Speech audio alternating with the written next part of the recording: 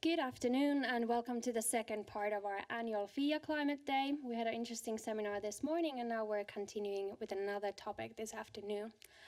I'm Karoliina Pietarila and I work here at FIIA as a postdoctoral fellow at the Center on Climate Politics and Security.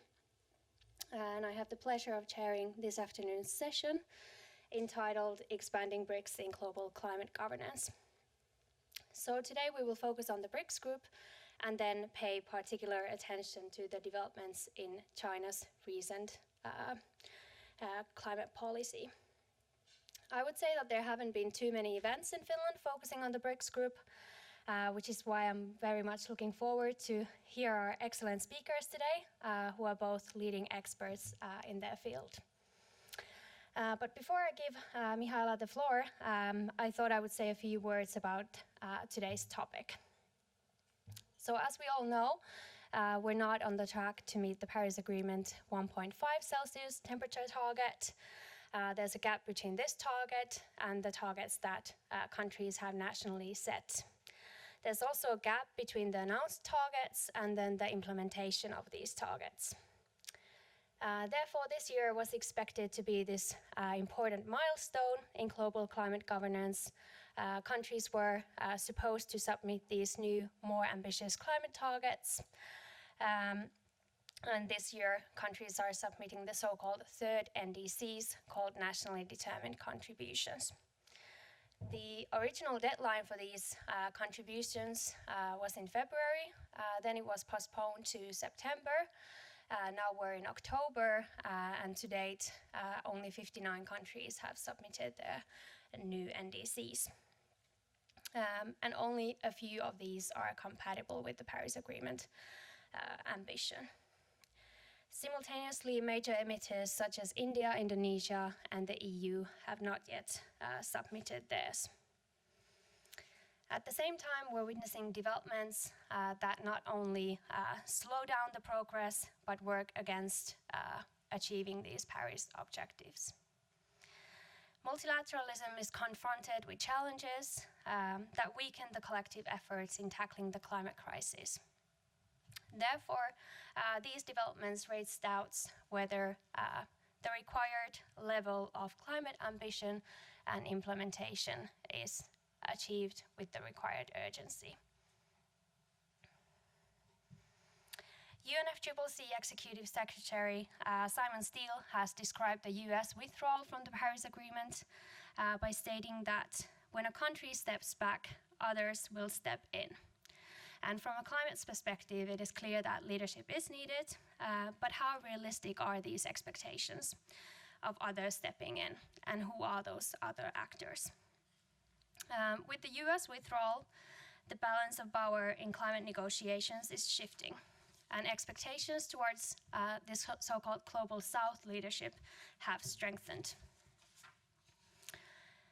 Based on the expansion of the BRICS group and their recent announcements, it's easy to argue that BRICS group is an interesting coalition in global climate governance. In addition to forming this interesting group, this is a group of countries that are also interesting individually, especially this year, as many of these are also major emitters. Their new climate targets have global relevance. Russia, for instance, submitted their new climate target in September, and also China announced its new climate targets just under 2 weeks ago in New York. And we're fortunate to hear Lauri Myllyvirta's analysis on these targets later on today. Besides these NDCs, Brazil will host this year's COP30, the UN Annual Climate Conference. In many ways, these basic countries are in the spotlight this year. Before giving Lauri, before hopefully Lauri arrives soon, he's coming from another event, so we'll have Mihaela first. And we will hear more about BRICS as a climate coalition. So I have the pleasure to invite our first keynote speaker, Dr. Mihaela Papa, who is a director of research and a principal research scientist at the Center for International Studies at the MIT. There, Mihaela leads the BRICS Lab, researching the role of BRICS in global governance and climate policy making. She has a long perspective on the evolution of the BRICS group and has published extensively on the topic. Mihaela, you have the floor.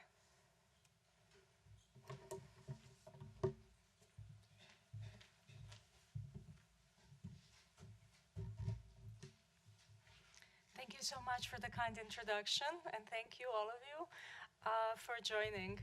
I'm very grateful to the Finnish Institute for International Affairs and to our host, Dr. Pietarila, especially because I'm really excited about this discussion. I've read your work, and this is really a topic that's particularly current. We are 2.5 months ahead of the COP30. And then at the same time, we are wrapping up the BRICS presidency by Brazil and moving on to India. So this is the time, the ultimate time where both the BRICS diplomacy and climate diplomacy will show what it is made of and what it can deliver. So today, I wanted to talk about expanding BRICS and global climate governance, and especially about the changing climate power dynamics. When we think about BRICS and climate, they generally don't go in the same sentence, or at least did not for the long life of BRICS. So when we look at BRICS as a group, it started as a self-standing institution in 2009. And BRIC at that time, and then in 2011, when South Africa formally joined, was not a climate coalition. It was actually a coalition that really tried to think about how to change the system. And not only change the international system in terms of reforms, but thinking specifically about global leadership. Who is leading? Is leadership of dominant powers adequate? Are global leaders diverse? To what extent are some global leaders not working in the sense of the benefit of all the countries? And there was a lot of criticism about that. So when we look at BRIC and BRICS in the early days, the idea of global leadership was that it needs major reforms. And then I say there is a climate paradox in BRICS because climate regime, the UN Framework Convention on Climate Change, was one area where basically global leadership was set up right from the BRICS perspective. It was just not enough of it, but the regime itself and the leaders who are supposed to lead and act and deliver the most of what climate demands, like the situation demands, that part was set up right. So you have this, in a way, disconnect between different issue areas like changing trade, changing finance, and then climate area where how to accelerate what is actually being set up in normative terms, in diplomatic terms, and procedurally. Right now, the situation is different, and following up on the introduction with the US retreat from climate action, and the EU has this continuous focus on regulation that remains.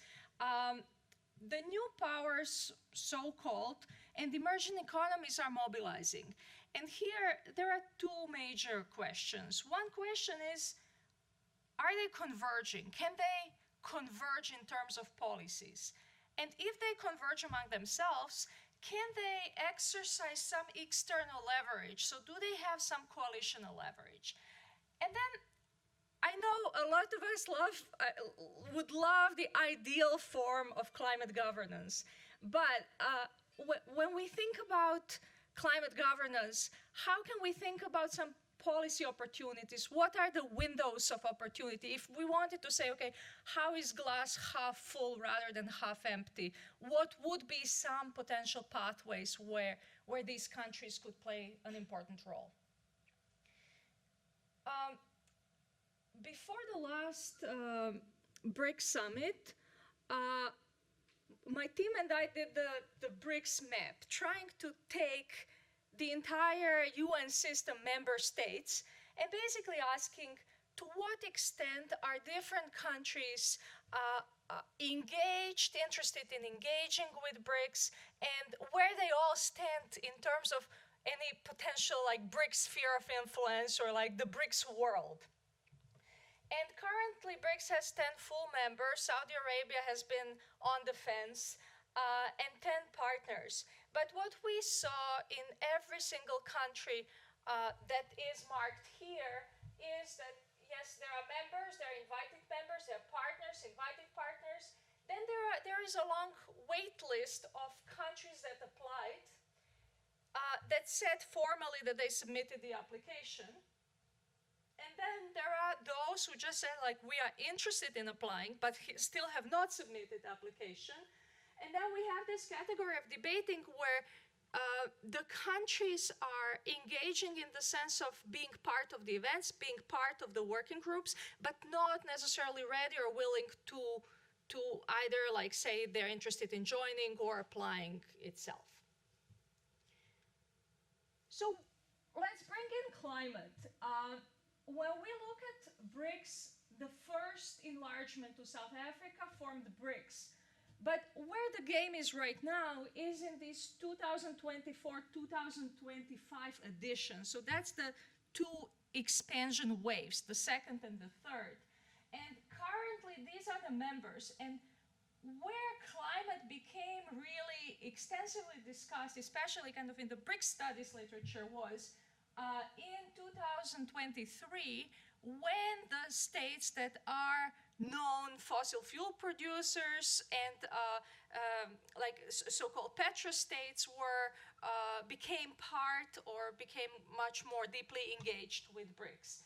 And then again, like the partners, and of course, like BRICS expansion is a very like diplomatically tricky business, so there is a lot that happens between the invitation and the actual joining. And there is a lot of like who wants in and whether BRICS is inviting or they want in and so on.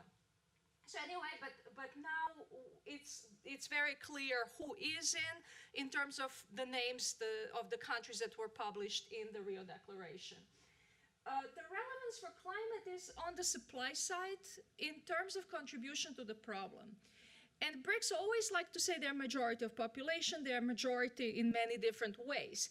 But where in climate they really matter now is that they are the majority of the global emissions. And they are now at 52% of emissions. And it really changes the way, the visual of how they are perceived. Not only externally, but also internally. At the same time, there is the demand side from their perspective that they want to engage in climate action. And what we see is a range of new initiatives.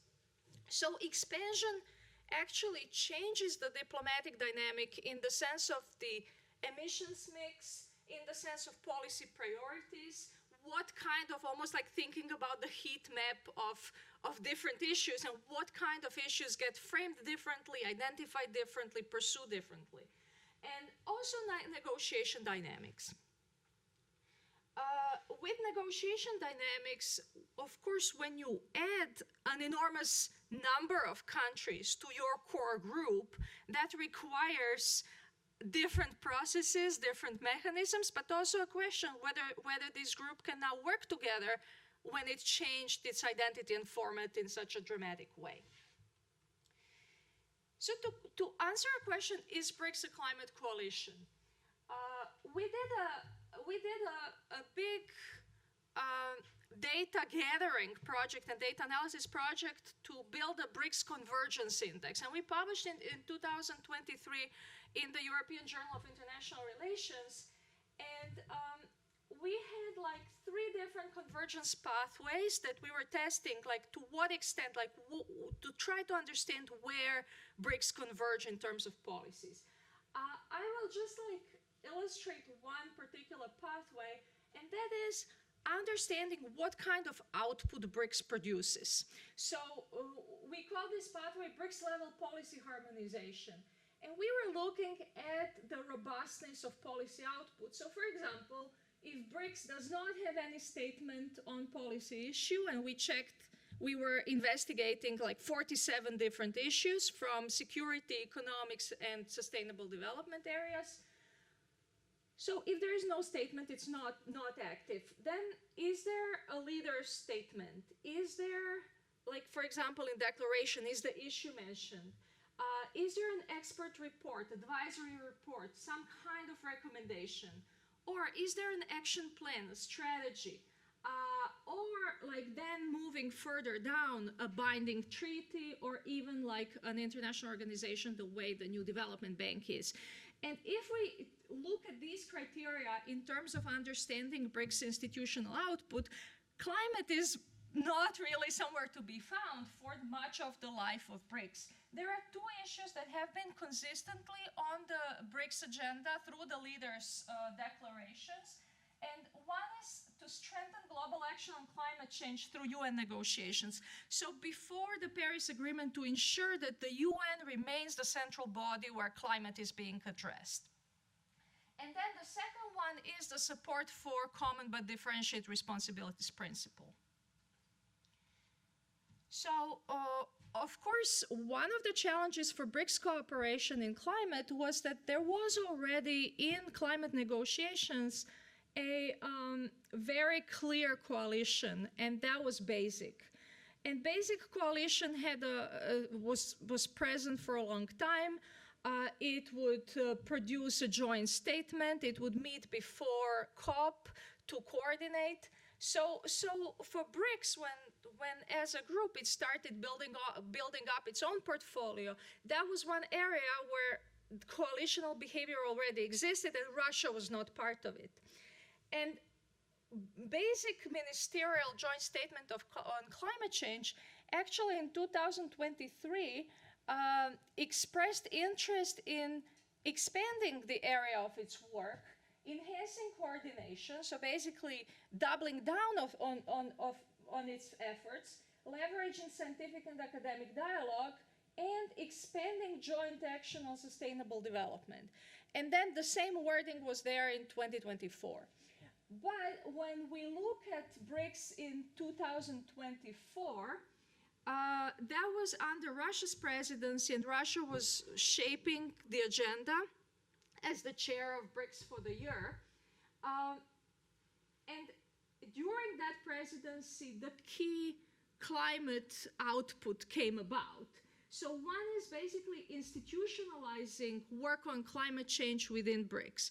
So before, when you think about where was climate change talked about, so for example, there would be like an agriculture ministers meeting, and agriculture ministers would say, oh, you know, of course we need to think about climate resilient agriculture, and South Africa will be championing climate resilient agriculture track, or climate adaptation in the context of agriculture. But now this is a question, how do you actually pull climate change out and actually find focus on climate change that's not necessarily embedded in these other areas, whether agriculture or health.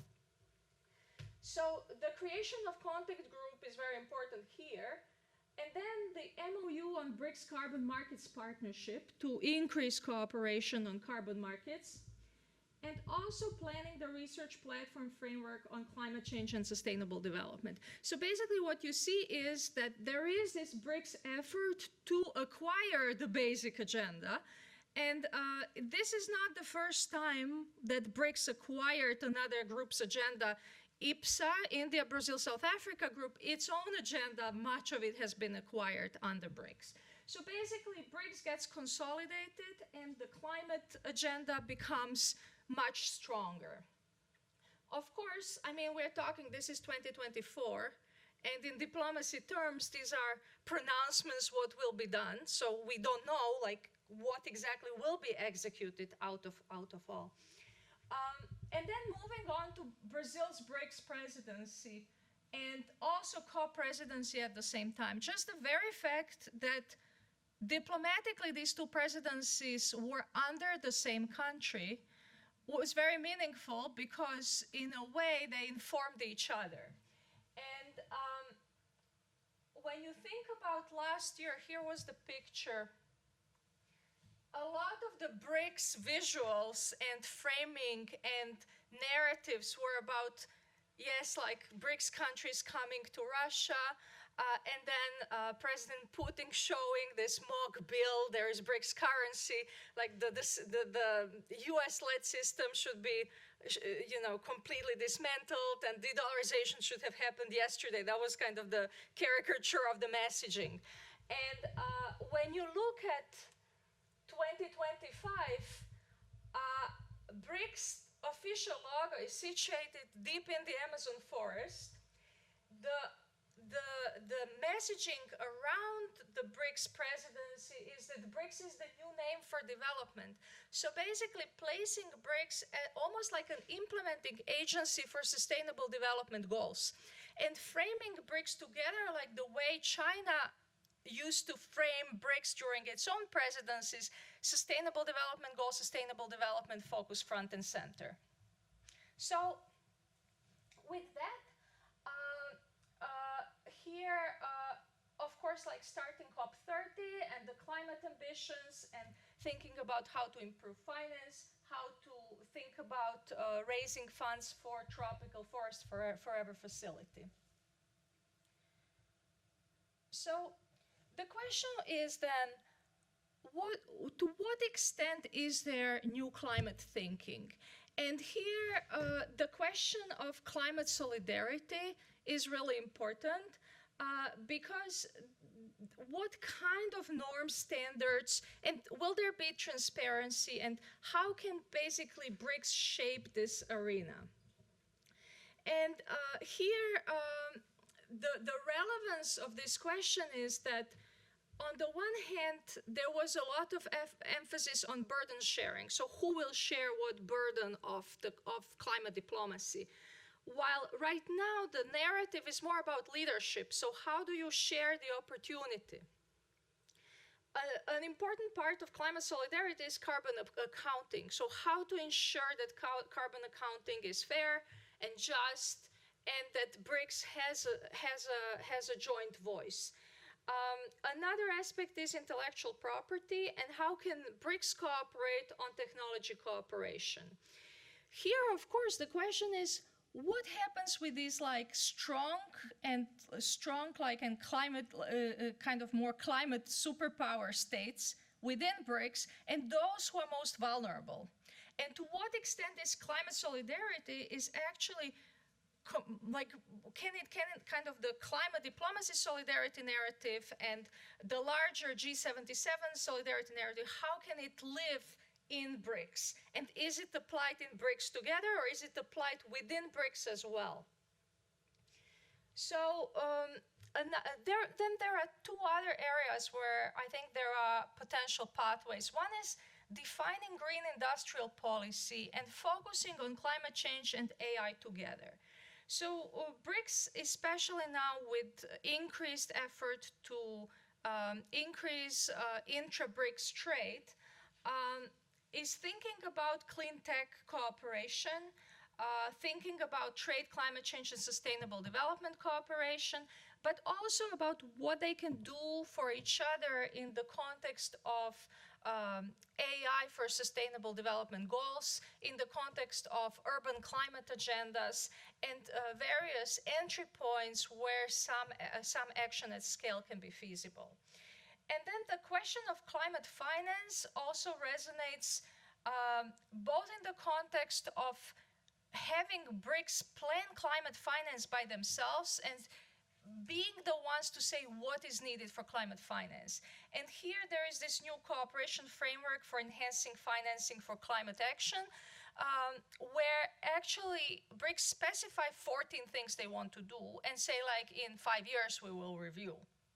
Another concrete example of efforts is this multilateral guarantees initiative, where the effort is how to de-risk strategic investment and also attract private capital. And now moving to adaptation, one area where I see that there is a lot of opportunity is the BRICS grain exchange. And the reason for that is that when we look at who is behind it, there is a very strong issue linkage between agriculture and food security needs and finance. So you can look exactly at the countries that are at the same time dependent on food imports and dependent on foreign exchange. So they are championing not only thinking about food security, thinking about first like increasing trade, then thinking about food security, but also thinking about transition to local currencies. So looking ahead, the key question always with BRICS has been, can it sustain cohesion? Can it achieve cohesion? Can it sustain cohesion? And the group has always operated on consensus-based principle. A lot of the current agendas are based on especially when we think about new members and partners, are based on efforts to make sure that there is a multi-track model where those who are more ambitious can focus. So, for example, they can opt in, or there is a lot of emphasis on voluntary contributions. But at the end of the day, BRICS has been based on consensus, and that's very difficult to change. So lots of these issue areas open room for coalitions of the coalitions of the willing. But whether these coalitions of the willing will be able to proceed without full consensus, that remains to be seen. The delivery at COP30 in Belém will definitely test BRICS credibility. So all of these different pronouncements, announcements, agendas, and frameworks, what will actually come out of Belém will give us a sense of direction, but also give us a sense of is there an opportunity for greater impact? Then there's a question of institutionalization versus fragmentation, because is it possible that BRICS can actually evolve these climate agendas without a strong secretariat? And currently it doesn't have a strong secretariat. So when we are thinking about any major effort on whether we're looking at carbon markets or we're looking at potential implementing climate commitments, that's something that will need to be defined. Or the question would be are there certain organizations where BRICS can form new bridges and linkages, and then different organizations can act as on different parts of the BRICS agenda. So I think I would stop here. Thank you, and I'm looking forward to questions.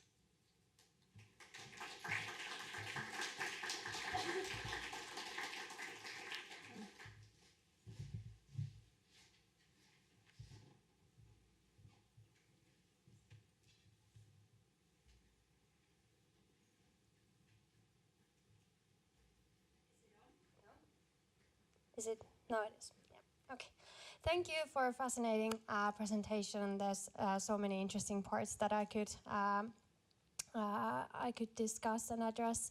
I think we could start with questions for Mihaela, as Lauri hasn't yet arrived. I'll take my chair's right and ask the first question, and then we can open the floor so you can already come up with your questions there.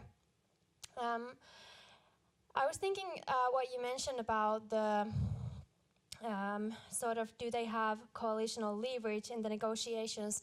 And besides these internal cohesion, I was thinking, because at the moment what we're seeing at the COPs is that many of the agenda items are sort of blocked or slowed down because of this dichotomy between developed and developing countries.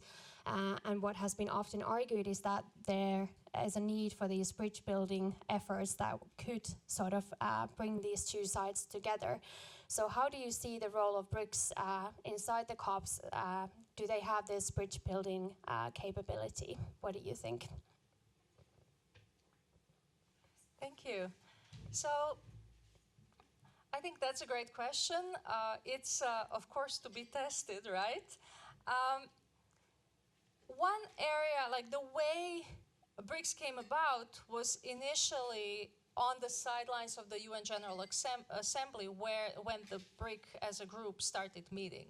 So BRICS definitely uses the opportunities of large-scale events to coordinate their positions.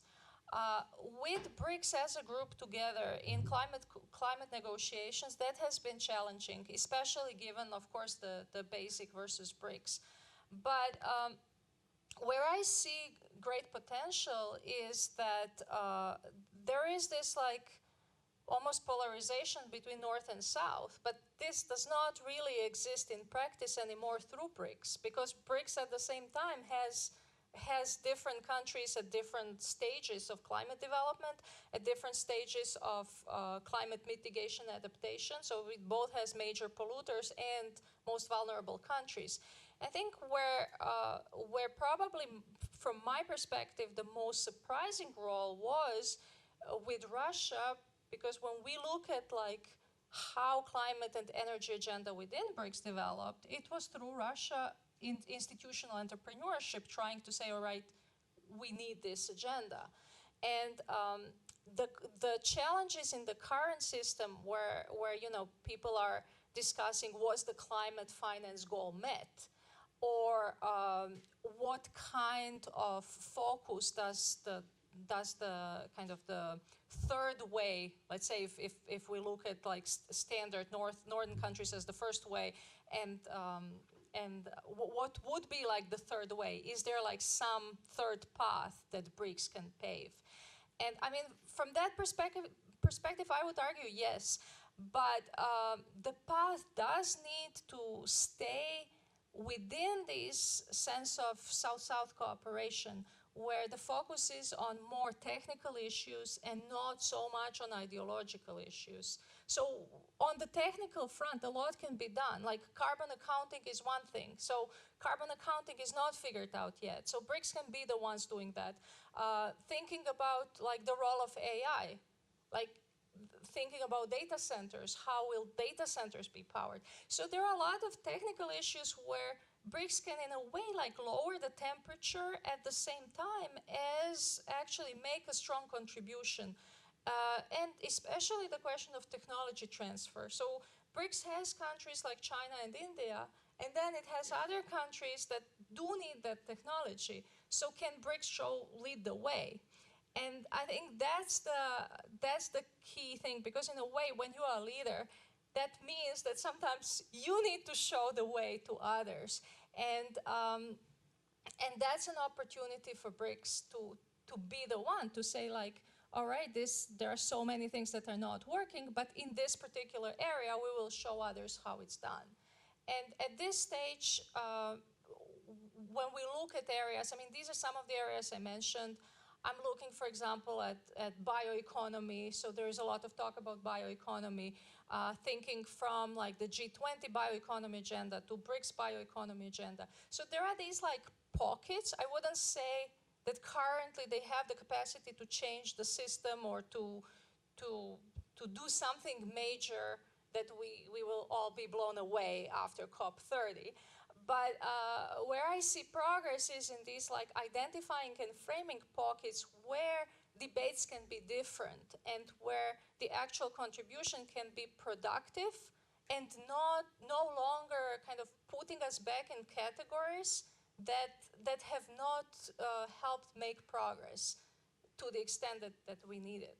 So I hope that answers. It's a long answer to yeah.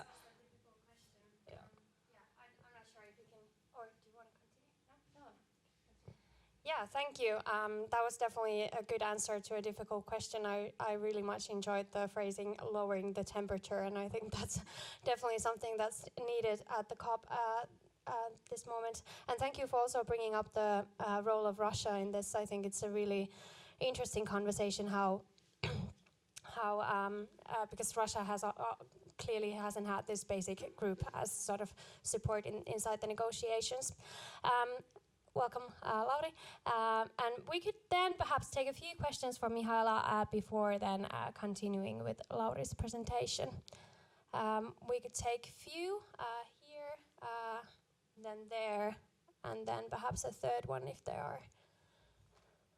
Okay, we can. Okay. Then Emma is the third one. Okay. Do we have a second microphone, or do I use this? Maija, do I use this one or? Okay. Yes. So here was the first one, and then.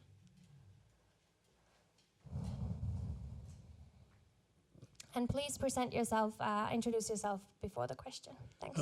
Thank you for the presentation. Tony Addison from UN-wide at Copenhagen University in Oxford.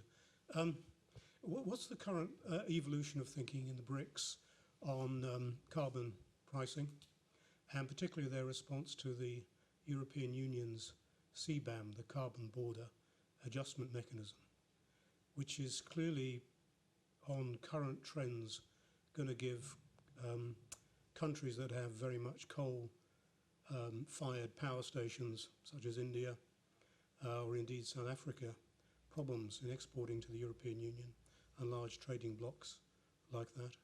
Thank you. Thank you. Then there was another one there in the corner.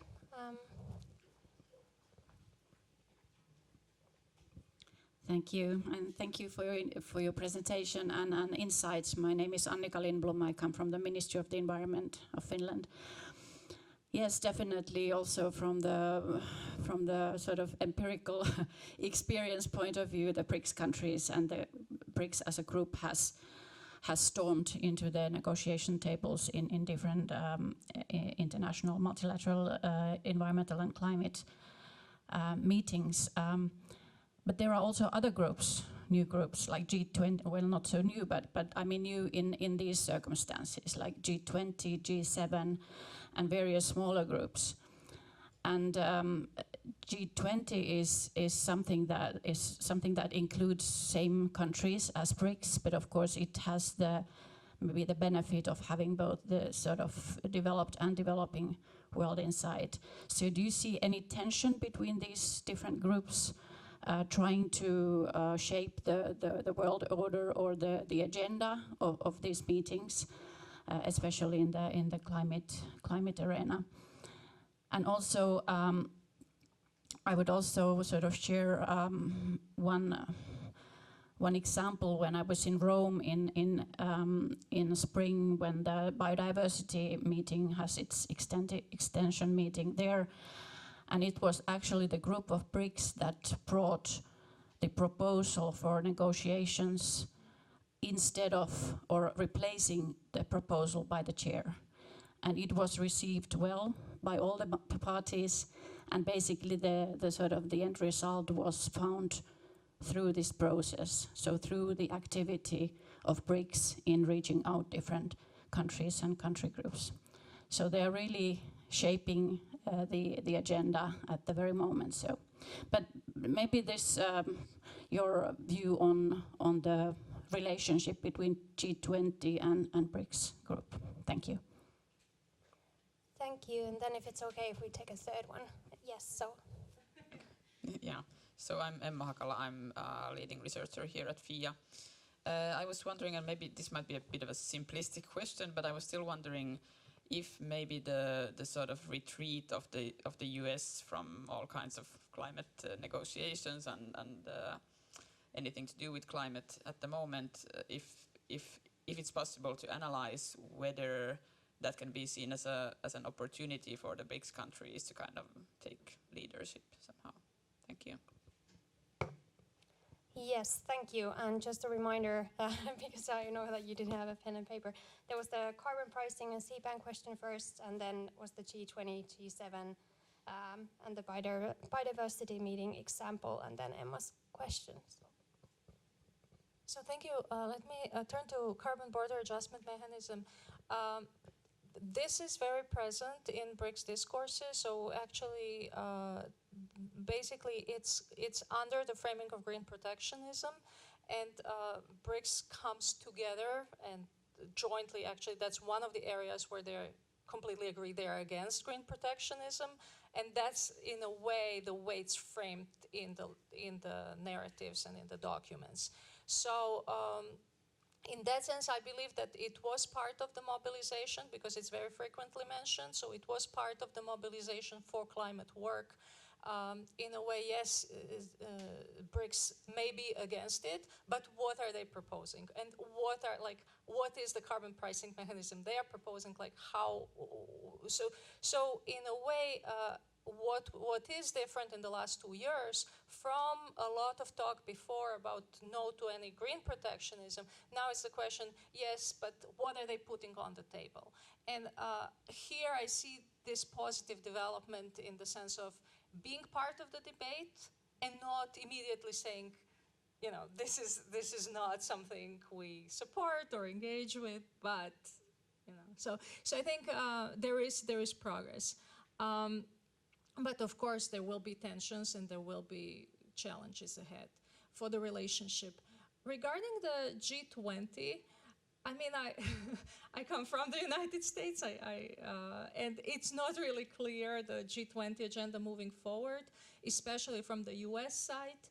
BRICS has been very actively coordinating before G20. So in a way, it's almost like having like a subgroup within G20 to ensure that their ideas about what G20 should have on the agenda and how far it should go on each issue are represented.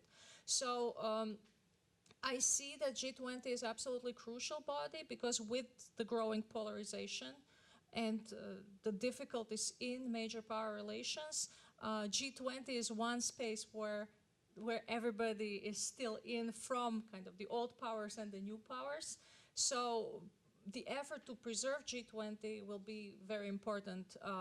The US is not completely now clear with the strategy moving forward. There have been some lack of participation on some meetings. So whether the agenda, like what will happen to the agenda, especially currently with the current U.S. president and his views on climate change, and whether climate change will be able to continue within that agenda, that's questionable. And I think the final question was on the U.S., right? The U.S. The impact of U.S. on the. To say that like the current situation, when it reminds me, there was this one like climate negotiation early on where it said like when Papua New Guinea said like, you know, either you work with us or you step out of the way.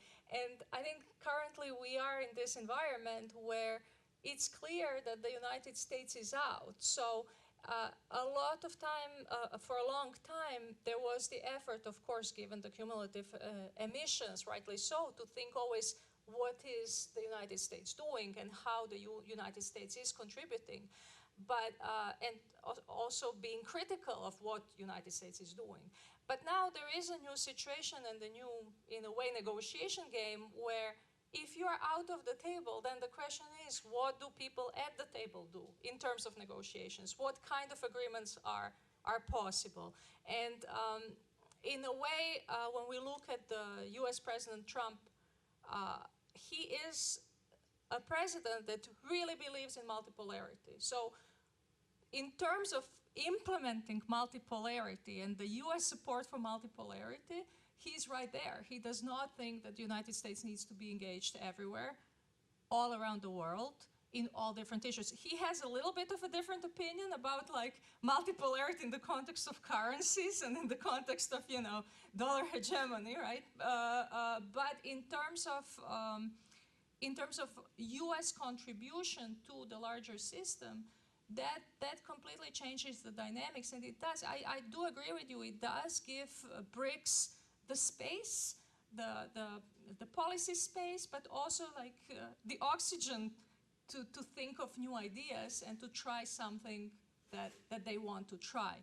And not only that, like combined with trade, because there is one agenda is of course climate, but then combined with trade and all these other pressures from other sides, now is the time where everything converges around what's possible in a world where the United States wants to take a step back.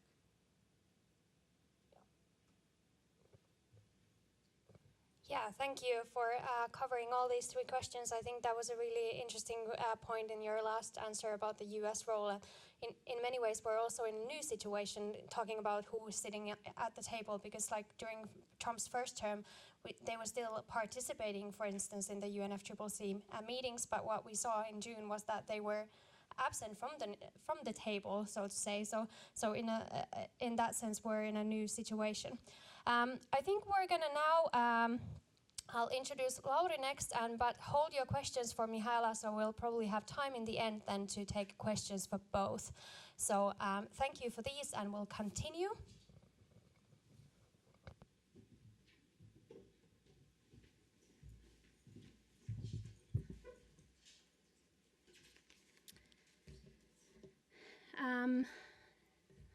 This is on. So next, I have the pleasure of welcoming to the stage Lauri Myllyvirta, lead analyst and one of the founders of the Center for Research on Energy and Clean Air, CREA. Lauri has been analyzing emission trends, energy policy and air pollution in Asia for over a decade. He has published widely on his research topics in various formats, including research report, scientific articles and journalistic articles. Thank you, Lauri, and welcome, and the floor is yours.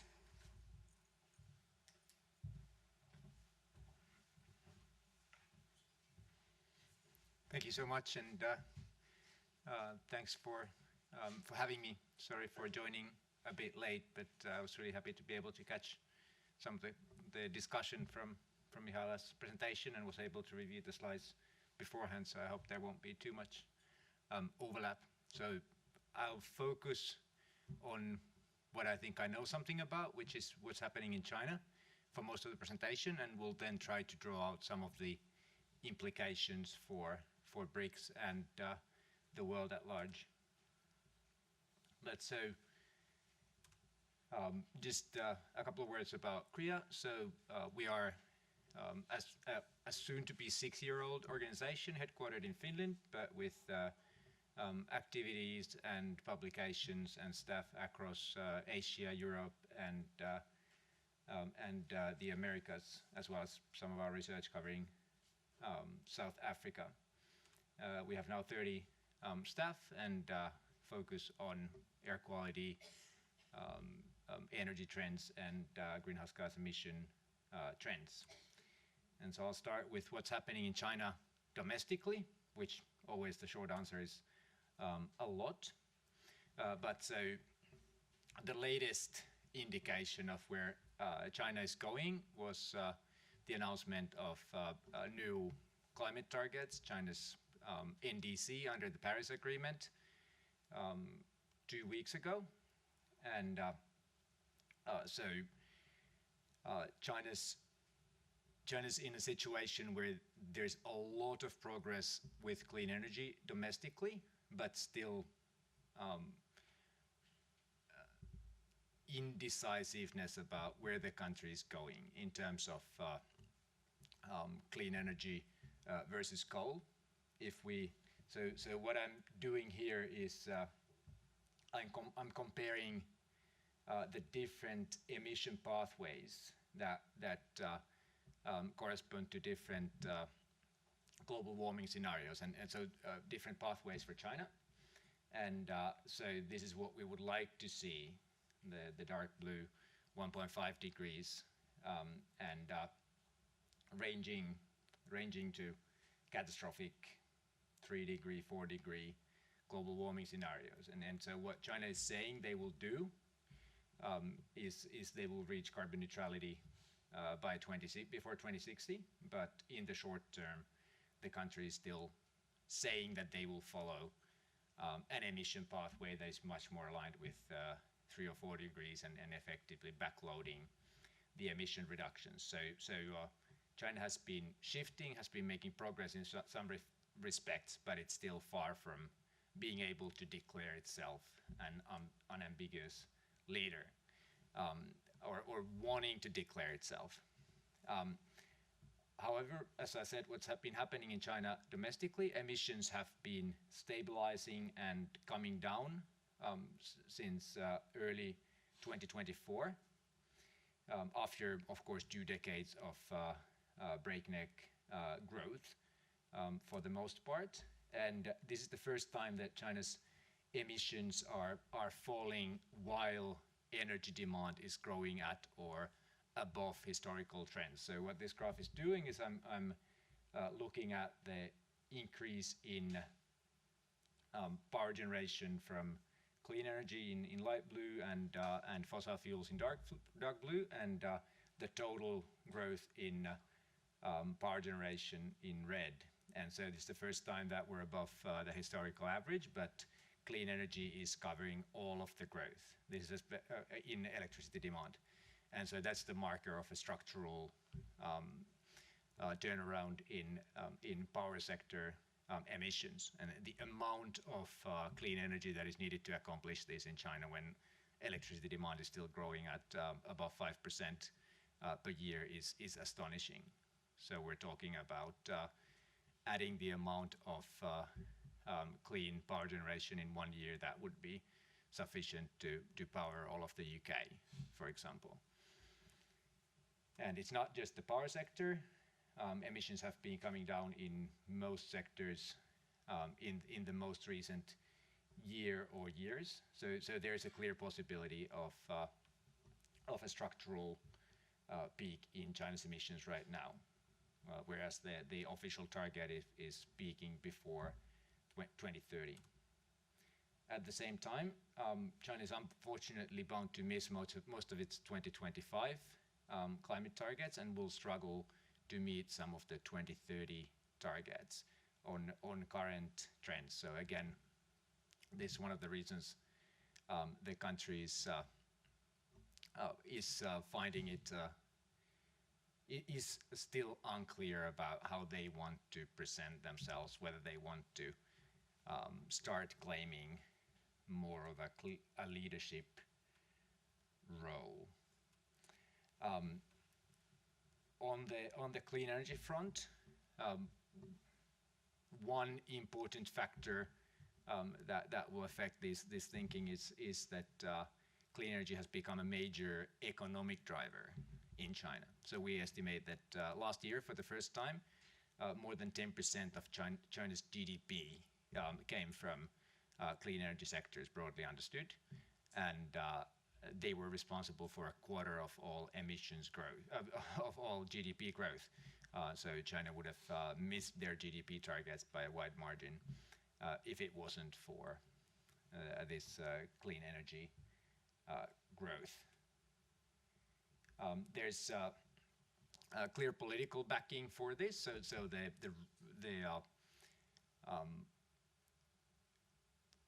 major acceleration. China was adding a lot of clean energy already before, but the major acceleration started from after Xi Jinping's declaration in 2020 that China would target carbon neutrality, and that put reducing CO2 emissions, but clean energy much more firmly on the agenda. And importantly, this year he took credit for this expansion. Everything happened a lot faster. Clean energy grew a lot faster than targeted, but recently he took credit for this, saying that since I announced the carbon peak and carbon neutrality goals, China has built this world-leading renewable energy and clean energy industry. That does lead to some internal contradictions in China. So at the same time, what I didn't cover but I should cover here is that China's been, at the same time, China has accelerated investment in new coal-fired power plants and new coal mines. The background to that is there were electricity shortages and fuel shortages for coal in 2020, 2021. That led to a variety of responses, part of which was accelerating investment in electricity storage, improvement in the management of power grids, which is the real root cause of the shortages, and also major investment in coal mines and coal-fired power plants. And now China has basically reach a situation where clean energy is covering all of the growth in electricity demand, as I explained, but at the same time, the coal-fired power plants that were permitted starting in 2020 are just starting to come online, and a lot of them will come online in the next couple of years. So that really puts the policymakers in a position where they would need to choose. They would need to choose whether to slow down the clean energy expansion or whether to start scaling down the coal industry faster than they planned. So the bargain with saying that emissions will peak before 2030 was that there would be space for growth until 2030. And continuing the current success with successful growth in clean energy would just mean that that space isn't there. And of course, there are important strong interest groups behind coal in China that don't like that. So that's where we are. It looks like a bit of a standoff in the sense that if we take the current positive trends in clean energy, China would be able to deliver much bigger emission reductions than they promised 2 weeks ago. And so globally, what does all of this mean? So a lot of the economic impact of clean energy that I talked about, a lot of that comes from manufacturing, both for the domestic market and for exports. And those exports are really starting to change the global energy picture. China exports clean energy technology, solar, wind, batteries, electric vehicles to essentially every country in the world. And while the EU is the biggest recipient in value in terms of the impact on the energy system, the Middle East and Sub-Saharan Africa are in fact the biggest ones because their energy systems are smaller. So the amount of gigawatts of solar and so on that are going there are having an even bigger impact. I estimate that last year China's clean energy exports avoided 1% of the global CO2 emissions outside of China, which is a huge impact in 1 year. And when the current plans for overseas manufacturing of solar and batteries and electric vehicles and so on are realized, this will become even larger. Increasingly, the exports are going to global south countries. So for China's solar, wind exports, and now for electric vehicle exports, the global south is the biggest destination, even bigger collectively, even bigger than the EU.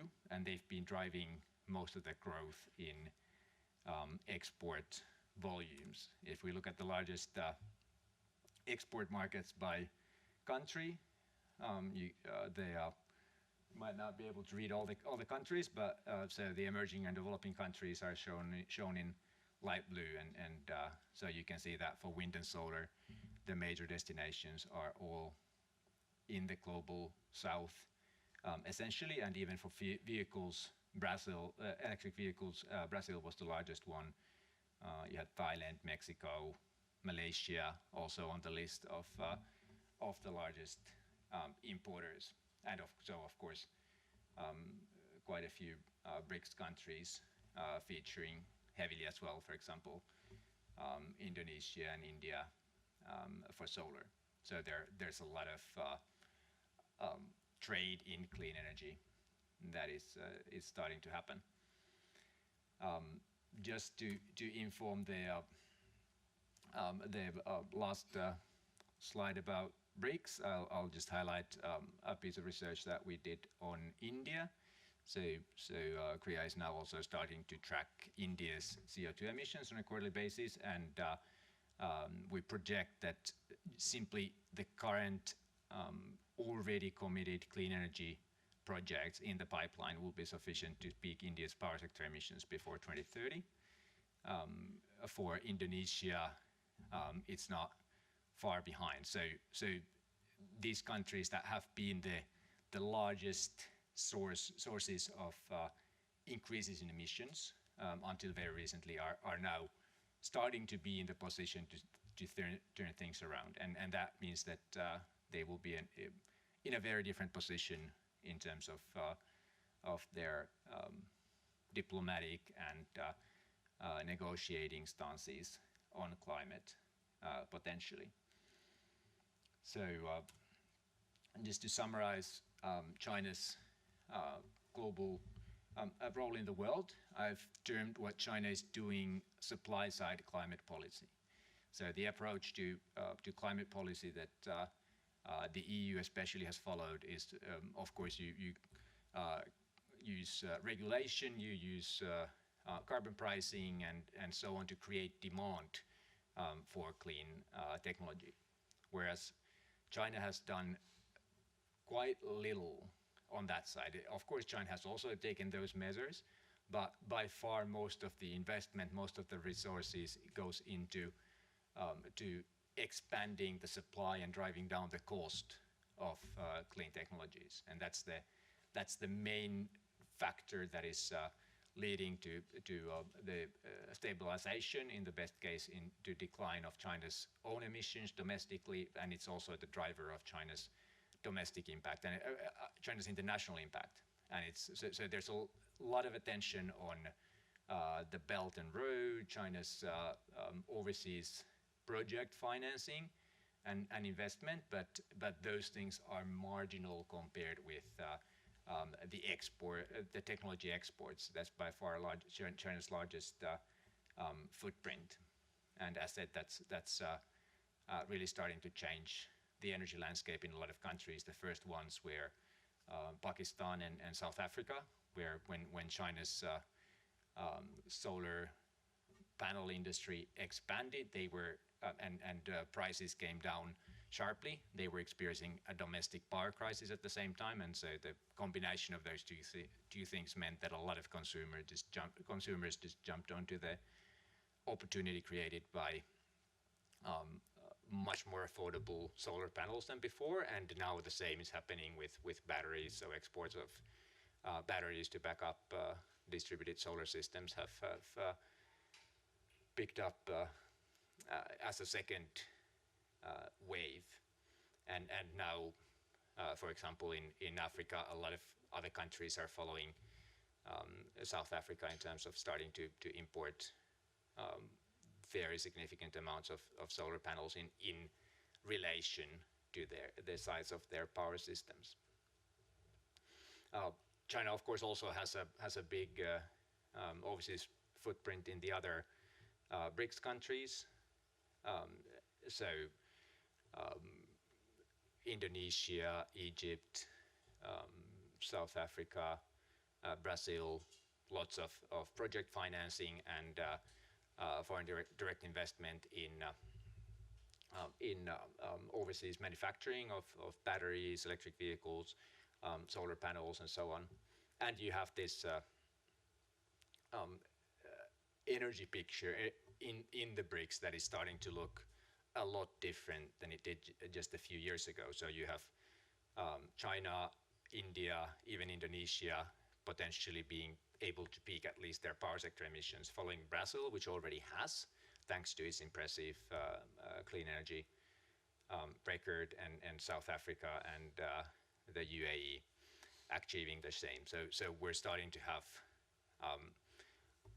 at least a strong subgroup of BRICS countries that have a real claim to displaying leadership within the emerging and developing country bloc, and major exports, as I mentioned. But so far, if we look at what China has actually been doing around climate and energy, there's a lot more focus on bilateral deals, often with elite groups in the other countries. So that's much more significant than the truly multilateral approaches that China has pursued.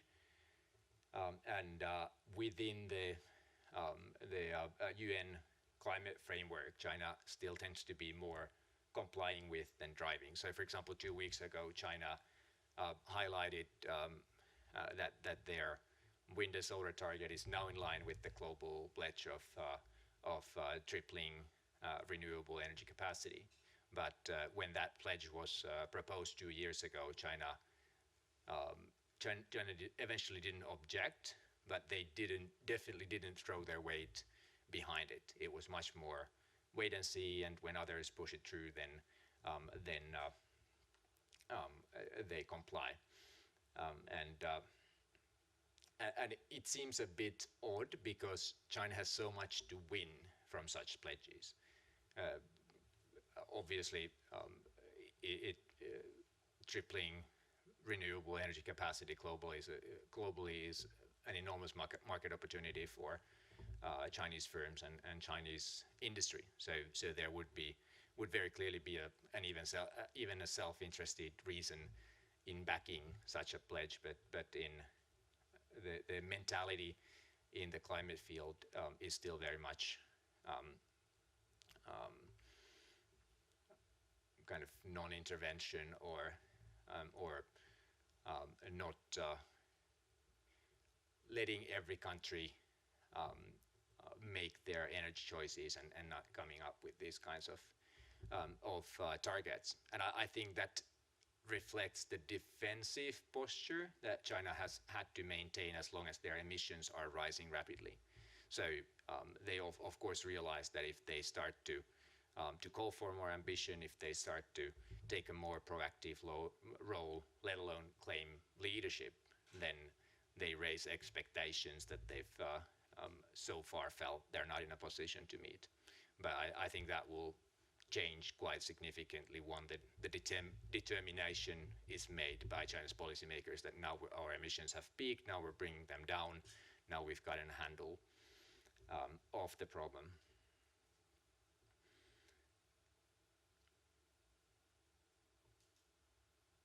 And just a bit on the internal dynamics within BRICS, maybe building on the question to Mihaela. So it's also, they have been somewhat unified, for example, in their approach to the EU's CBAM, but there are also significant differences. So China has taken very proactive steps to make sure that Chinese firms are protected or might even benefit from it in relative terms. China has made it very easy for companies to purchase green power certificates, for example, which can then mean that your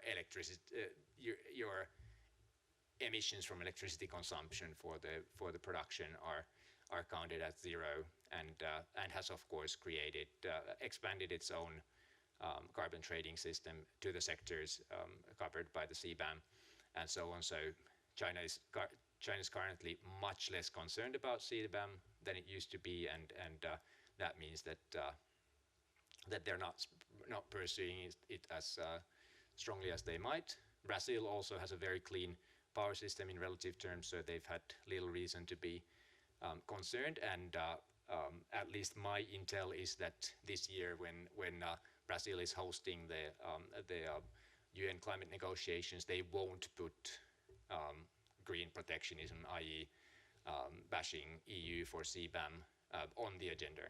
So they're not at least willing to go to bat for India and South Africa on this. So, and at the same time, of course, India and Brazil have taken very strong green protectionist steps against Chinese exports. So there's a lot more complex dynamic there than this bloc being unified. But I think what they're unified on is they're all interested in manufacturing investment. They all have not all of them, but maybe excluding Russia and Iran, they have strong clean energy programs and so on. So I think there's the possibility of a lot of cohesion once those pain points in terms of trade and so on are ironed out a bit more, and potential, for example, for a major increase in foreign direct investment from China in manufacturing in those markets and so on. So I guess that's a lot of different observations without one clear unifying theme, but very clearly an important space and dynamic to track and understand. Thank you.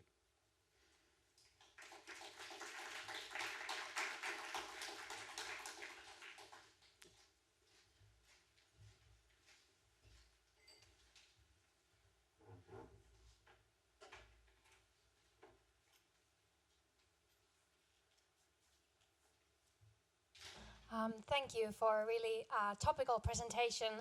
It's always amazing how quickly you can do these analysis after China just announced the targets 2 weeks ago. Just have to note that one where you mentioned this credit taking from the 2020s and now 2025. I think it's really interesting how carefully or how slowly China is taking this credit, because it's clearly so much ahead of other countries, so it could have done this already earlier, and now it has taken 5 years. Perhaps related to this, I just, before opening the floor for questions, I just want to ask one question from Lauri. I think there is often, probably you've heard this so many times as well, but there is often this expectation that China has this strategy of that they under-promise and then they over-deliver, and it seems that it's not always the case. Yet, even 2 weeks ago when these sort of conservative targets came out, that was heard as comments about this, that this is just China's strategy to under-promise, but it doesn't mean that they wouldn't over-deliver. So how do you see this strategy? What do you think about it? So the obvious exception to this idea is that, as I mentioned, China's going to miss the key targets in this 5-year plan and the key commitments that they made for this 5-year period. So the carbon intensity target that they said won't be met. Xi Jinping's commitment to strictly control growth in coal consumption and strictly control new coal-fired power projects most clearly haven't been met, and they're severely off track to the 2030 carbon intensity target, which is the cornerstone of China's climate commitments up to 2030. However, it's likely that one will be met and exceeded thanks to the current growth in clean energy. But so there's certainly conservatism in terms of targets, but what happened in the past 5 years, and maybe why it took so long for Xi Jinping to take credit for the growth in clean energy, is that's not what he described in 2020 or 2021. So he announced the headline goal of carbon neutrality, but the steps that he outlined to implementing that goal were very, very different from what happened. He was emphasizing strict control of energy consumption, then starting to strictly control carbon emissions and controlling high energy, high emission projects, and these slogans fell completely to the wayside and were replaced by this supply side climate policy, expansion of clean energy industry, and massive, large, often state-led investment in those sectors. So the slogan, what the implementation of the slogan looks like changed a lot when the bureaucrats and the state-owned enterprises and so on went to work with it, and that's why you're missing some targets and wildly exceeding others, and so that's why I think you need to think about this in a much more nuanced way than just saying, oh, whatever China promises, they're just going to over deliver. I think it's extremely likely that the wind and solar capacity target will be significantly exceeded again, but then are there steps to reduce the reliance on energy-intensive heavy industry to the extent that energy demand growth slows down and we actually have an emission reduction as a result, or a substantial emission reduction as a result of this expansion in clean energy is the bigger question. Thank you. We can now open the floor for questions for Lauri, and then take Mihaela here after those questions. Are there any? Yes, there is one. Are there others? There in the back. We can take a third one. Yes. Are there a third one? Okay, we can start with these two. Please introduce yourself and. Thanks, Laurie. Tony Addison, UN-Wider, Helsinki. Where are we on nuclear power in China, but also more broadly in the BRICS? And are there greater export ambitions by China in the area? Obviously competition from Korea and others, and the geopolitics comes into that. Thank you. And then there was one in the back.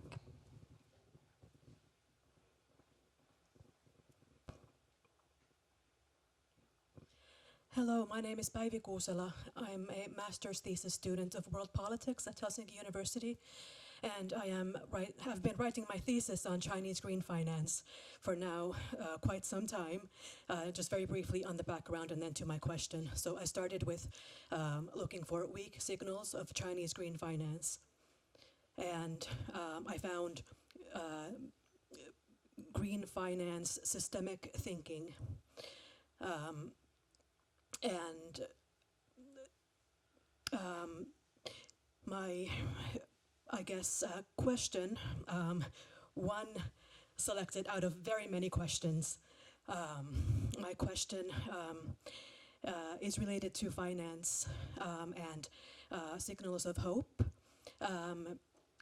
Dr. Ma Jun, who is one of the chief architects of Chinese green finance systemic thinking and very high-profile global expert. Just recently, he was featured as one of the experts in a G20 report that was co-authored by Mariana Mazzucato and Dr. Song Wei.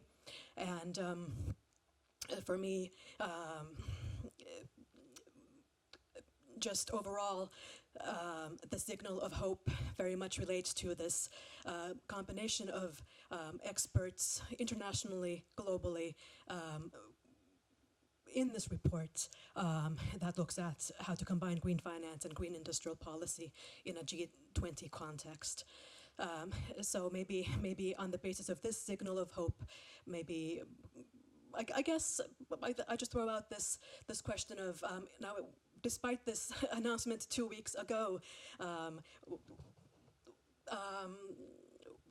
what can you speak about in regard to hope? Thank you. Thank you. And Lauri, please go ahead.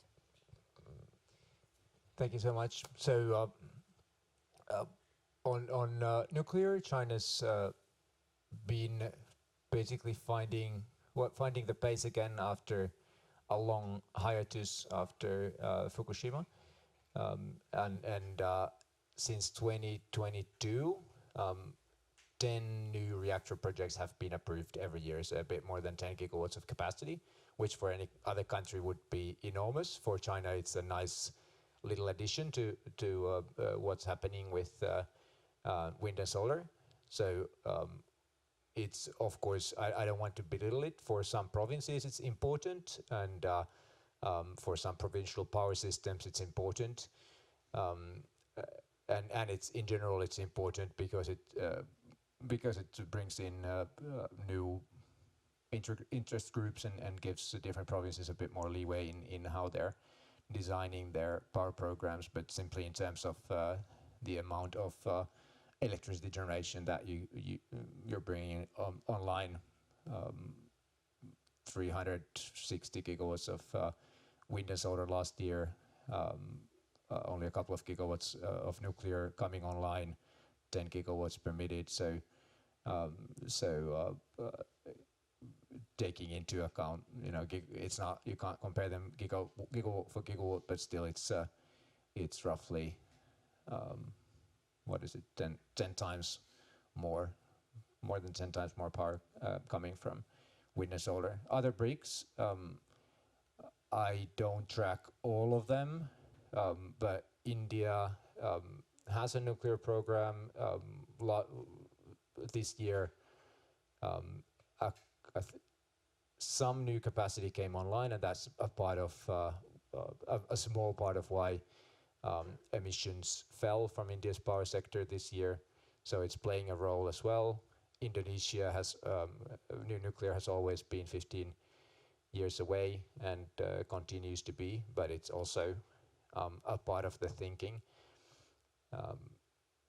And others. So it's in fact, when you start to think about it, it's an area that seems quite obvious for the BRICS to work on together. And of course, if China commercializes smaller, medium-sized reactors, for example, that could make things a lot more interesting in that space.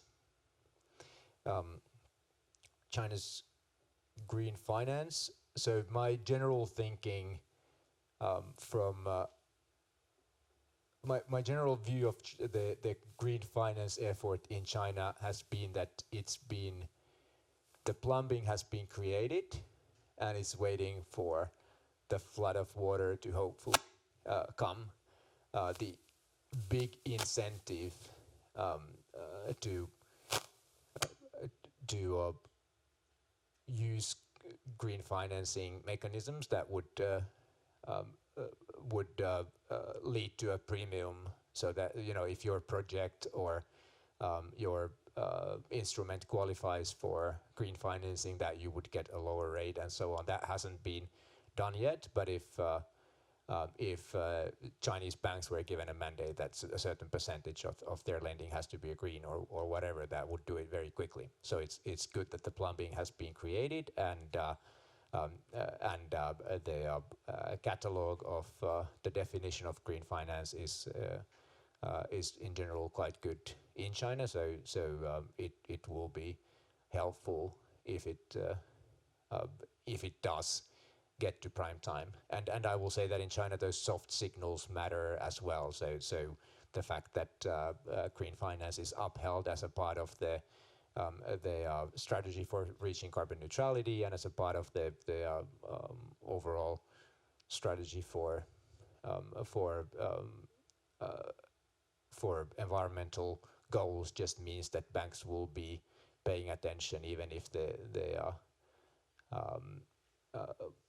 kind of hard financial signal isn't there yet.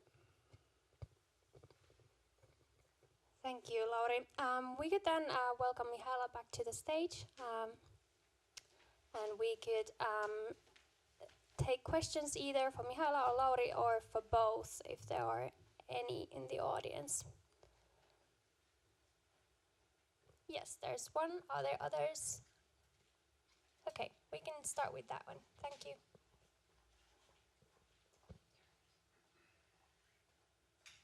Yeah, thank you. I'm Ville Hakkarainen, doctoral researcher in University of Helsinki. One for Lauri, maybe. China is obviously far away from phasing out coal, but maybe going towards plateauing. But are there any discussion or long-term plans on how to replace the stable on-demand energy production to go together with the renewable energies? And then maybe for both, and also for Mihaela, in BRICS, it seems that there are major producers of these fossil fuels, and then, like with China, major producer of renewable production. So is there any like this conflicting interests then between those parties? Thank you. Thank you. Maybe I'll start with Laurian. Thank you. Yeah, so obviously, especially since the carbon neutrality goal was announced, there's been a lot of scenarios produced by different Chinese researchers of what a carbon neutral energy system would look like in 2060. And they, just like everywhere else, they vary a bit in what they think will be the most important or the relative mix of the sources. But so in general, it's the same technical options, obviously. So China has a pretty large hydropower fleet, or well, huge, but also relative to the size of the power market, it's significant. So that's a starting point.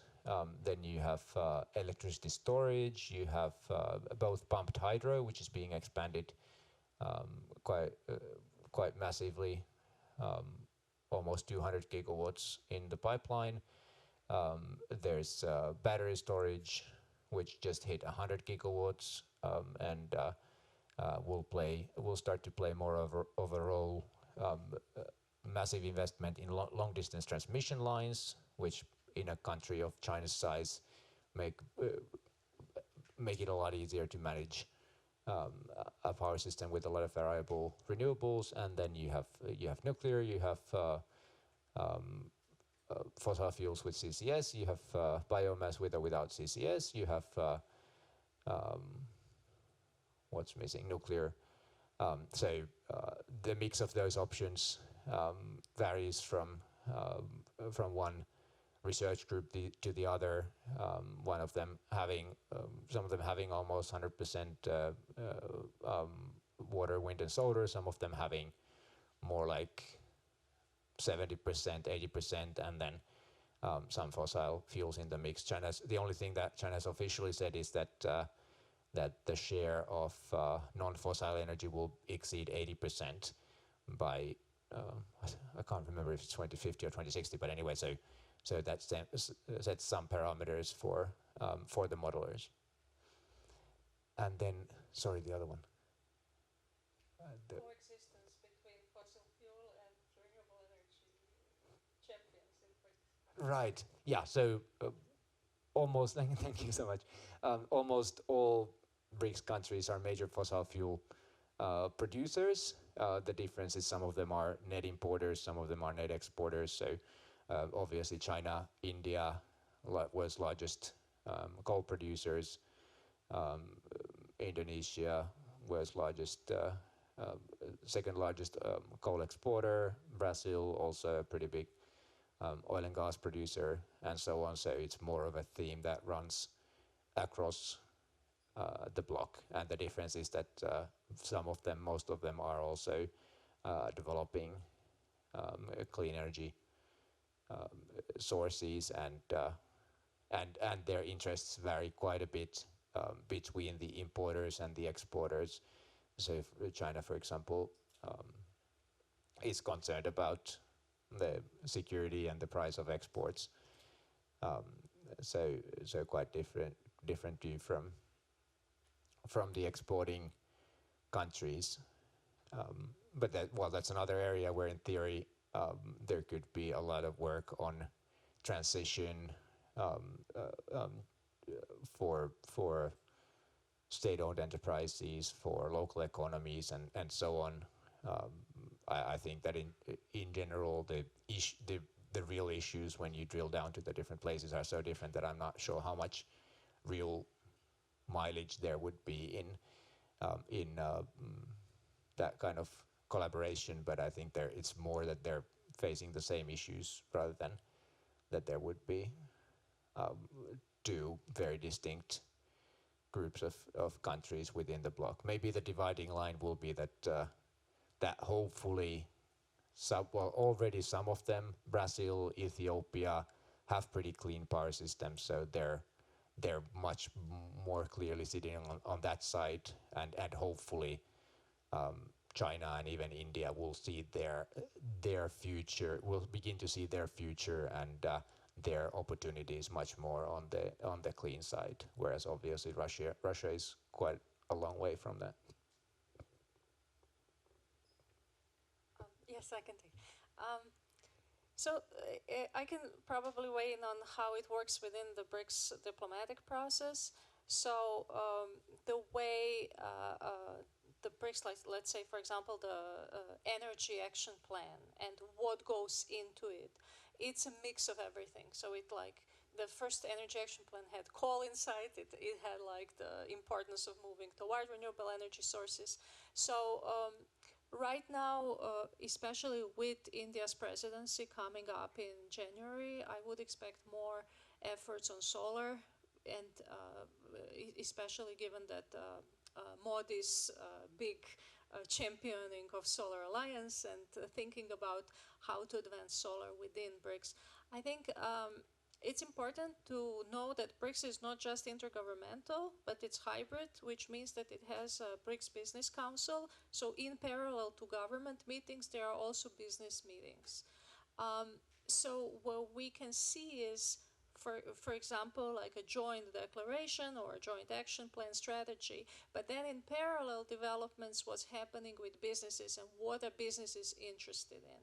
So to follow up on a discussion from the prior question on nuclear, in 2024 there was much more interest in nuclear. Nuclear energy platform was put together. The question whether the new development bank should increase financing of nuclear, and thinking about how to get nuclear producers in the same room, not only like from the nuclear community, thinking about it on the government side, but on the business side, and to what extent BRICS can differentiate itself in the nuclear field. So overall, I see that there are these different streams that all come together, and then they keep moving, and nothing gets lost. Like so, once you put something on the agenda, then the agenda just continues. And Brazil had this big idea that it will try to consolidate the agendas and remove some of the groups, or try to make BRICS much tighter and focused, but it never works, because the point of BRICS is that you just bring any issue, and the BRICS is welcoming to all issues, so that you don't need to pick and choose, and everybody can stay engaged. I think the interesting case for the kind of coexistence is the one with Brazil, and thinking about like Lula in the context of observer status for Brazil in OPEC, and Lula's own questions of how to manage between the strong petroleum interests and his wish to be portrayed and positioned within BRICS as like the one greening the BRICS. So I think Brazil is an interesting case study here. Thank you for these informative answers. Do we have any more questions from the audience? Yes, there's one over there, and then another one here. Thanks. Hi, thank you for the very interesting event. Rafael Prince from the Embassy of Brazil. First, I'd like to comment on this that Carolina mentioned in the beginning, that we haven't seen a lot of events focusing on BRICS here in Helsinki, and that's really welcome discussion, especially as we come closer to COP30 and with all these interesting new developments that you have so clearly presented. I believe that they provide a room for reflection here in Europe, and also to identify new opportunities in this scenario where the United States is in an uncertain position, withdrawing from Paris Agreement, and how does it leave, in what position does it leave Europe? So my question is, what opportunities does this new scenario with a renewed engagement of BRICS in this green transition, and on the same, at the same time, this withdrawal to the United States, how does Europe perceive this situation, and what kind of new partnerships it would could look after with BRICS countries. Thank you. Then we had another one here at the front. Tony Addison, UN Wider. A heretical thought. If you were to disregard every other geopolitical dimension currently, and you just look at resources or environmental strategies, could you actually say that China had more of a common interest with the European Union than the United States, whereas the fossil fuel producers in the BRICS, like Russia, but also the new candidates, Iran and so forth, have more in common interest with the United States and the sort of drill baby, drill agenda. So China more in common with the European Union, the other BRICS more in common with the United States, disregarding, of course, every other geopolitical dimension. Thanks. Would you like to go first, Mihaela, or? Sure. So the question about where are the opportunities? I think I want to connect the two questions. One difference between Trump administration number 1 and Trump administration number 2, where I see is really consequential for the system, is the question of sustainable development goals and the global sustainable development agenda. Because this one particular issue is like, where is like the universal agenda? Where should everybody be moving? And what is there like some joint consensus on what is the future and how to create a hopeful future and how to use the global system to facilitate it? And the difference between the second Trump and first Trump was that Trump actually took the United States out of the Sustainable Development Goals. And at a time when, of course, we have Sustainable Development Goals ending, and the question is, from where I see the overall global policy making is, to what extent could the EU work with BRICS to think about the future of sustainable development agenda? And of course, that is a broader agenda that includes climate, but it also moves beyond climate. I think in particular, where the current US position is, it's very much back into fossil fuels and climate, like almost like back to the Bush position, in terms of the lifestyle is not up to negotiation and climate change is a questionable science. So in that sense, I think the science part, a lot of fossil fuel countries are not doubting as much. In terms of action part and how quickly fossil fuels need to be phased out, I think that on that front, I think that definitely the US is closer to the fossil fuel countries under the current administration. But of course, the political system changes. It's a democracy.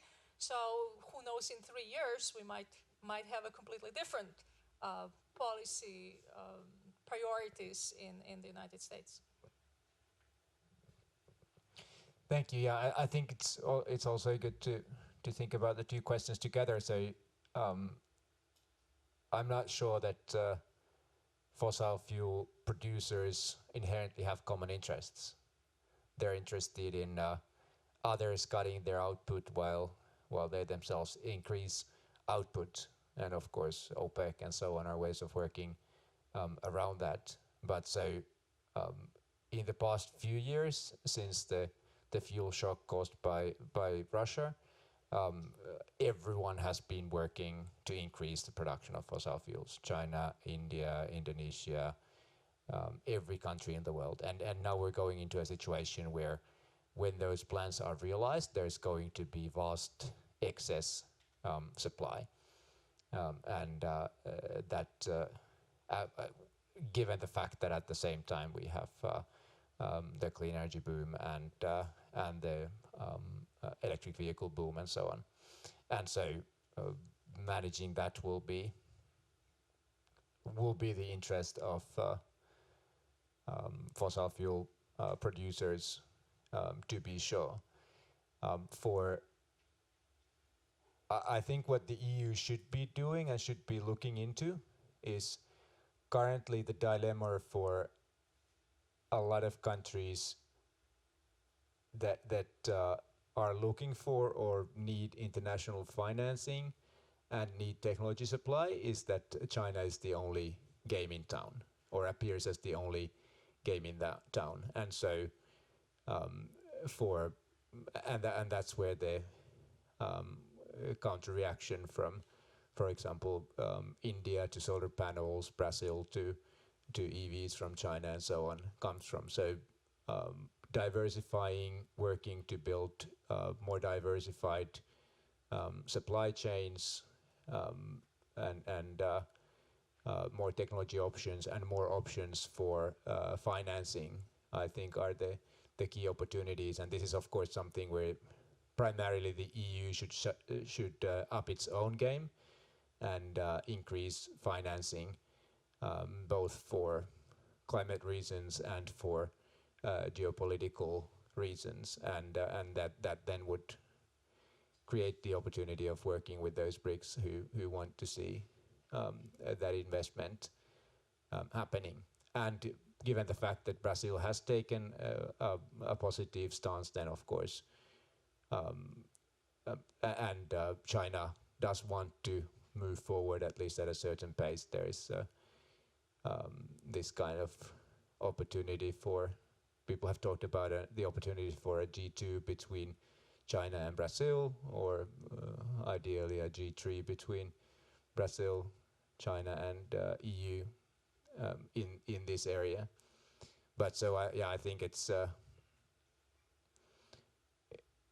just very important to think beyond.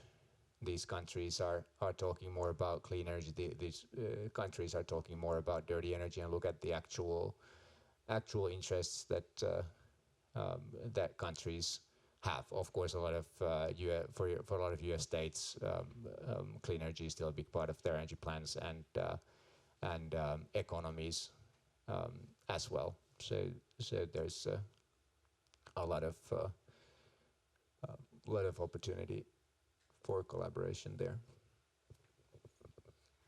Thank you. This was actually a really nice bridge. I would have wanted to ask about the future of BRICS Group as a final question, but I'm afraid we've exhausted our time now, and it's time to wrap up this year's FIIA Climate Day.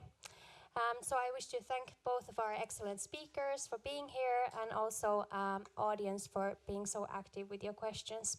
And I hope to see you all in our future FIIA Climate events. Thank you, and have a lovely rest of the day, and join me giving applause to our keynote speakers. Thank you.